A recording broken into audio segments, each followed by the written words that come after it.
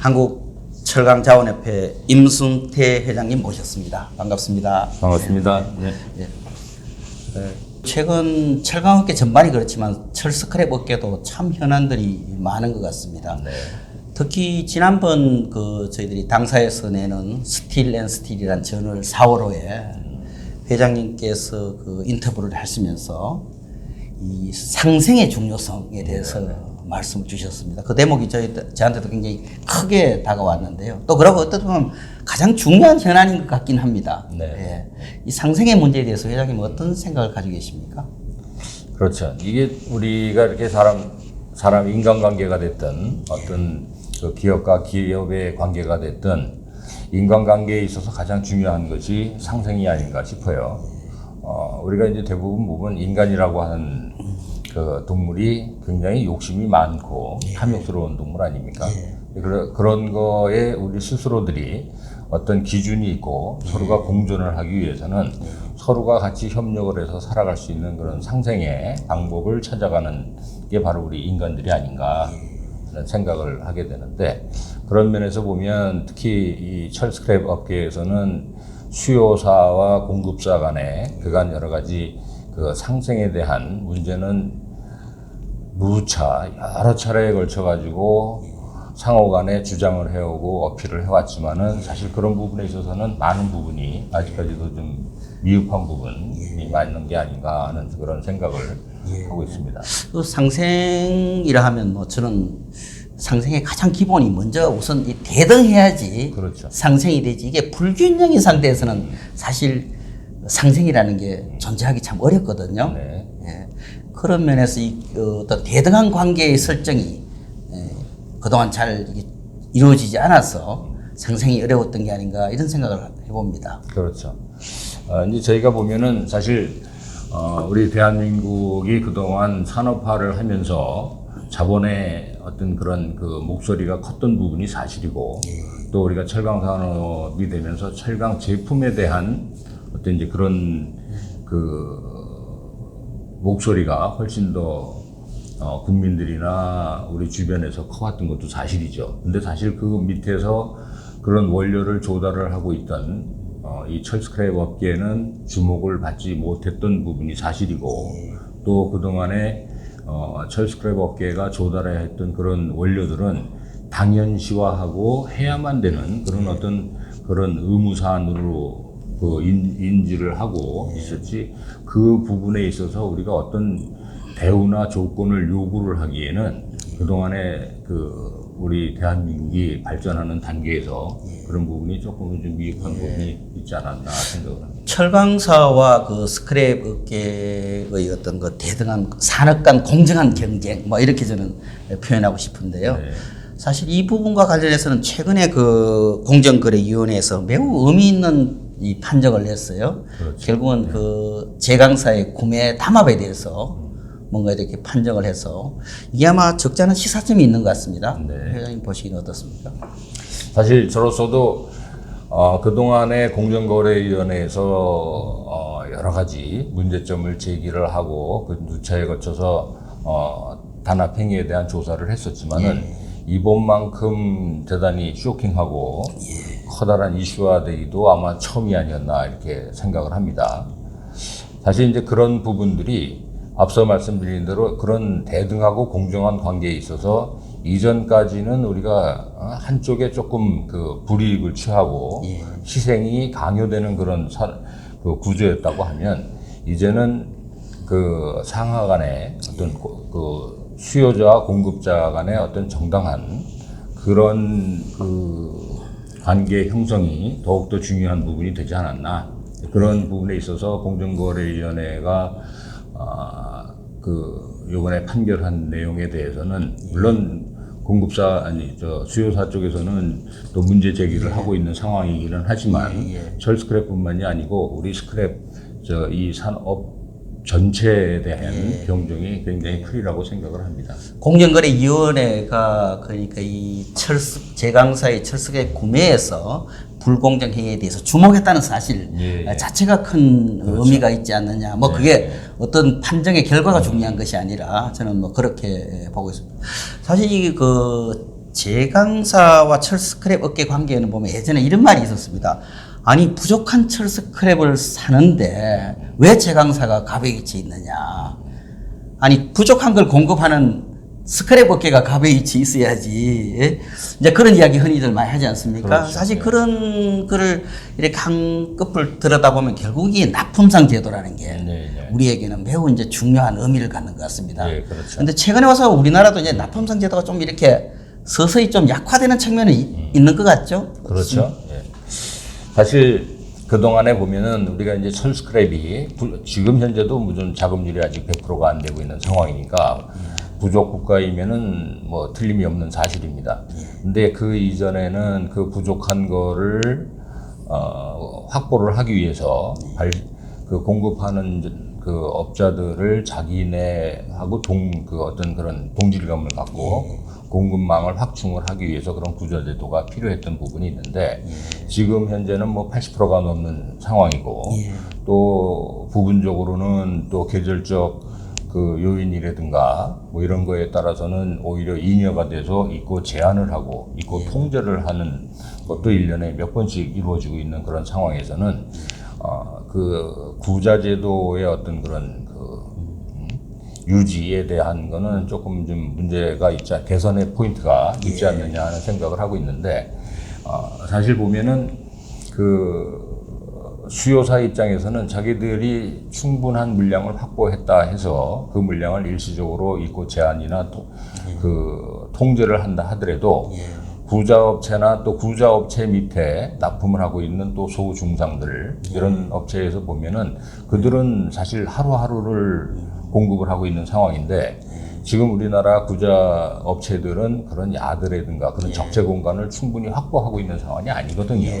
그래서 자기들이 확보한 그 물건을 바로바로 그 제강사에 이제 공급을 해주고 있는 상황인데 제강사에서 그런 부분들에 대한 입고 통제를 하고 제한을 해버리면 사실 적재 공간도 없고 그런 것들이 결국은 그 발생처 내지는 그 소중상들이 실제 바닥에서 그 수집하는 그런 수집 행위를 어렵게 만드는 그런 형태로도 이어질 수 있기 때문에 어쨌든 우리 스크랩은 그 원활하게 흐를 수 있는 그 흐름, 그 순환의 제도를 충분히 활용을 해서 움직여져야 되지 않을까. 그런 면에서 보면은 어떤 한 그 제강사의 납품을 해야만 한다는 그런 구조제도보다는 모든 제강사가 다 물건이 항상 충족한 부분은 아니기 때문에 그 부족한 제강사에 공급할 수 있는 그런 그 구자제도보다는 수급의 원리에 따라서 이 스크랩이 원활하게 공급될 수 있는 그런 제도가 오히려 지금 시점에서는 다시 한번 좀 검토가 되어야 되지 않는가. 사실 이게 이제 뭐 납품상에게 복수거래도 안 된다. 그다음에 수출도 안 된다. 그런 상황에서 이 입고를 통제한다. 이게 사실 어떻게 보면 좀 굉장히 그 거의 그냥 납품상한테 다른 돌파구가 없도록 그렇죠. 코너로 몰아가는. 그 간단히 보면 이제 그런 거로 우리는 이해되거든요. 그렇죠.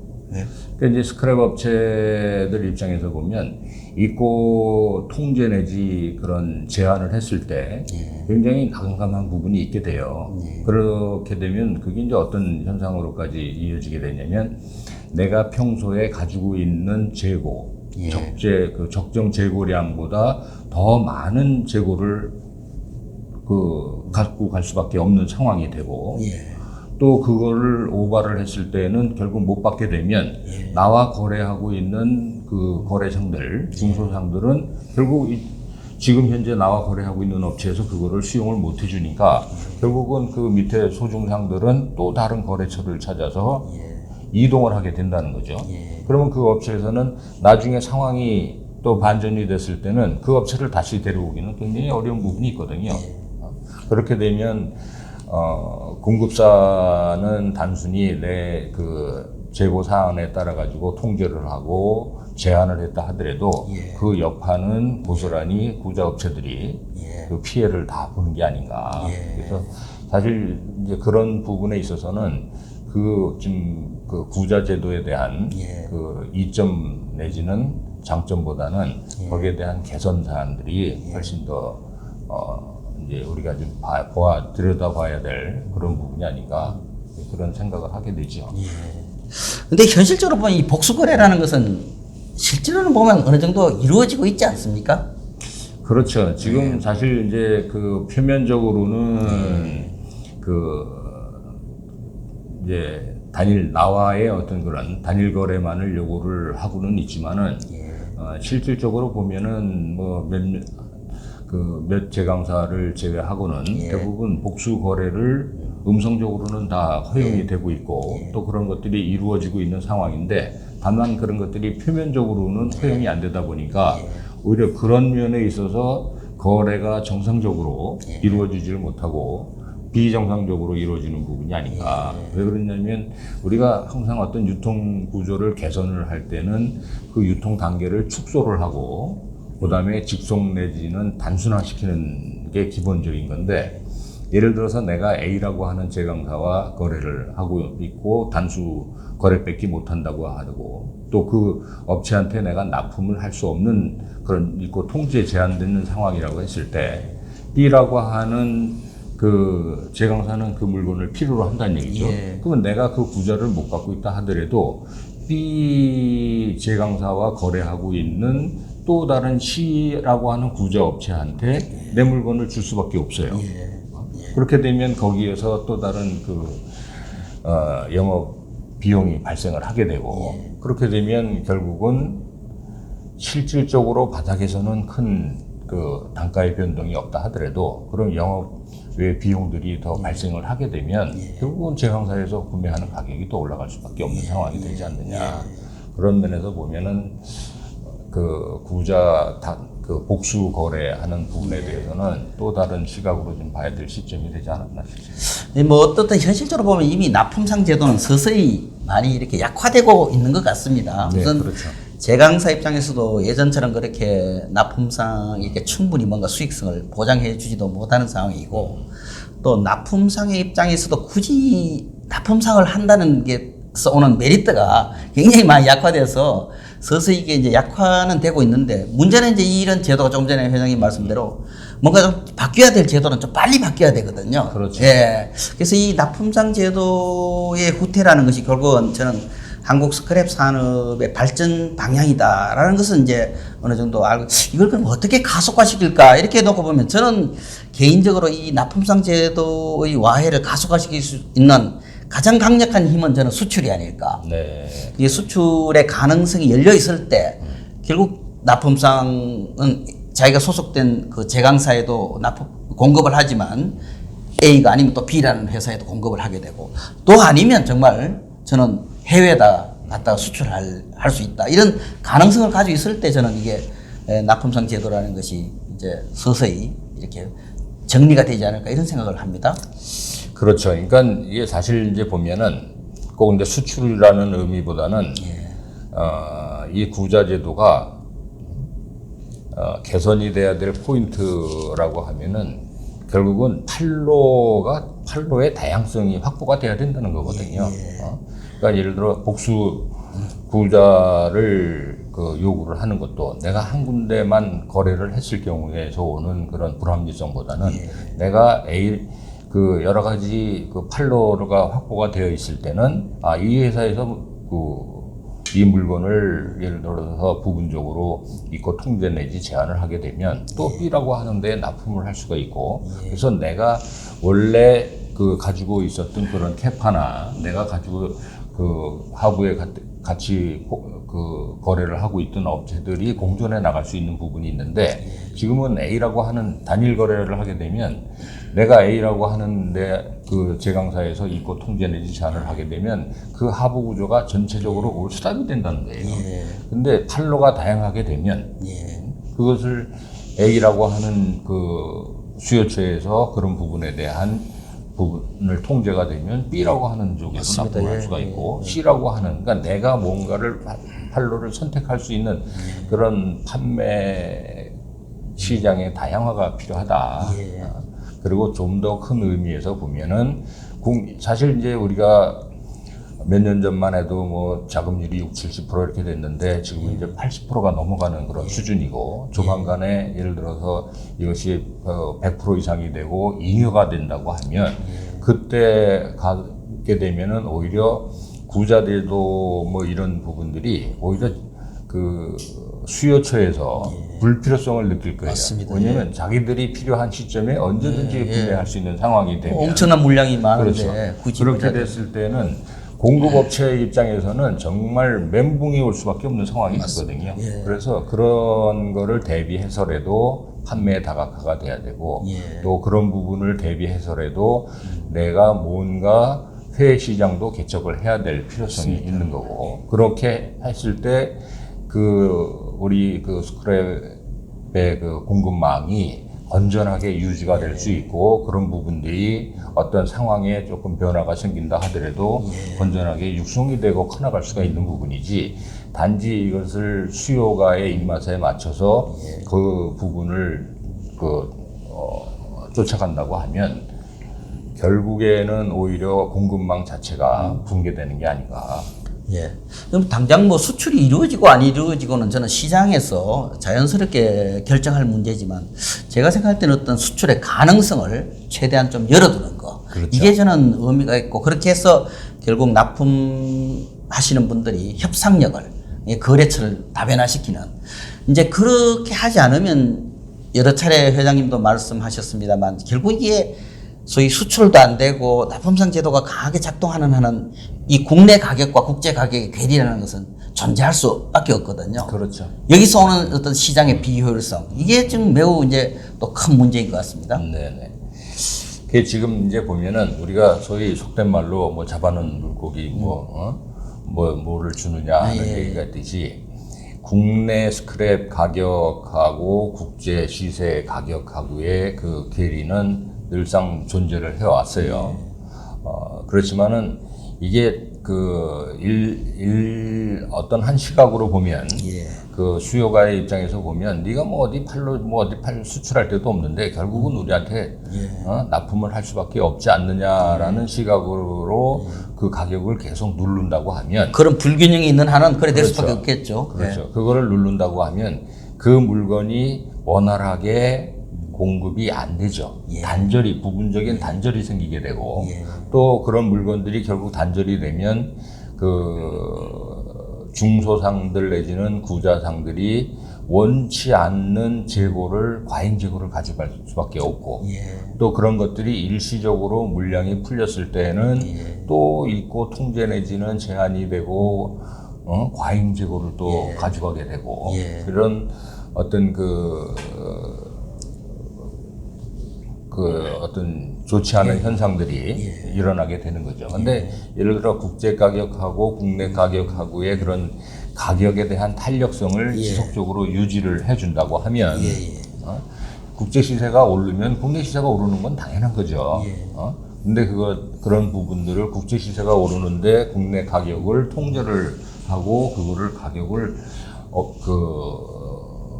저가로 하려고 하는 이제 그런 어떤 수단으로 그런 거를 이용을 한다고 하면 오히려 가격의 비탄력성에 의해 가지고 가격의 왜곡 현상이 발생을 하게 되지 않나. 그런 면을 위해서도 일부 숨통은 좀 터줘야 되겠다. 그 일부 숨통이라고 하는 것이 국내 시장 전체를 놓고 보면은 그 돌파구가 수출이라고 하는 돌파구가 될 수가 있는 거고 물론 지금 현재 요즘 최근 말이 이슈가 되고 있는 중국에서 철 스크랩을 수입을 하고 있는 부분들이 있는데 그런 부분들이 사실 국내 철 스크랩 공급망을 붕괴시킬 정도 위협할 만큼 과다한 양이 나가는 건 아니거든요. 이슈화가 되고 있는 부분이지. 근데 그런 것들이 이슈화가 되고 있는 왜 그런 현상들이 일어났을까라고 하는 거를 봤을 때는 결국은 가격이 국제 시세하고의 비탄력성 때문에 그런 것이 아닌가. 그런 면은 조금 개선의 포인트가 있다. 국내 가격이 국제 가격하고 굉장히 연동하면 결국 뭐 우리가 이제 시장의 논리에 따라 그렇죠. 이래 변화하면 결국은 이제 이런 현상도 생길 것 같습니다. 아까 지난번에 우리 회장님이 다른 데서도 그런 글을 쓰셨습니다만은 이게 보면 이제 국제 가격과 막 연동하게 되면 누가 최고 이익을 보느냐 이러면 이제 오히려 납품상보다도 중소상이나 발생처가 더 이득을 본다. 이제 이런 현상이 생깁니다. 네. 사실 오히려 이제 납품상은 어떻게 보면 상당히 이제 경영 활동에 좀 발목이 잡혀 있는 상황이거든요. 그러다 보면 오히려 더 그래서 기회로 만들 수가 어렵게 되거든요. 네. 그렇기 때문에 자연스럽게 아마 많은 사람들이 납품상을 포기하는 경향이 많아지고 자연스럽게 더 납품상 제도는 빨리 이렇게 구태하지 않을까 저는 이렇게 보여집니다. 사실 이 스크랩 업종이 보면 자본 규모에 비해서 굉장히 매출이 높은 편이거든요. 예. 그 얘기는 결국 회전율이 이 상품 내지 제품의 회전율이 굉장히 높은 편이죠. 예. 그래서 내가 어떤 물건 그 스크랩을 그 야드로 갖고 오는 거나 직송이나 이런 걸 봤을 때 우리가 대부분 보면 소위 직송이라고 하는 부분하고 야드를 거쳐서 들어가는 물건하고의 그 비율을 봤을 때 직송 비율이 한 60%에서 한 65% 수준이 되거든요. 그러니까 결국은 그거는 발생처 내지는 그 중소상에서 단위 물건으로 해가지고 제정사에 바로 공급이 된다는 거죠. 그런 면에서 보면 굉장히 자금의 회전율이 빠른 그런 상황인데 그런 물건들이 있고 통제 내지 있고 제한이 되면 그런 부분들이 막힌다는 거예요. 그 흐름이 막히게 되면 결국은 그 물건이 어딘가에 적재가 되어 있고 어딘가에 우리가 모르는 또 다른 측면으로 쌓여 있게 되는 거죠. 그러니까 그런 부분들을 원활하게 순환을 시켜줄 수 있는 부분들, 그런 부분들이 우리가 어떤 방법을 택해야 될 거냐, 그런 것들이 그 수요사 측에서 좀 고민을 좀 해야 되지 않겠나 생각을 하죠.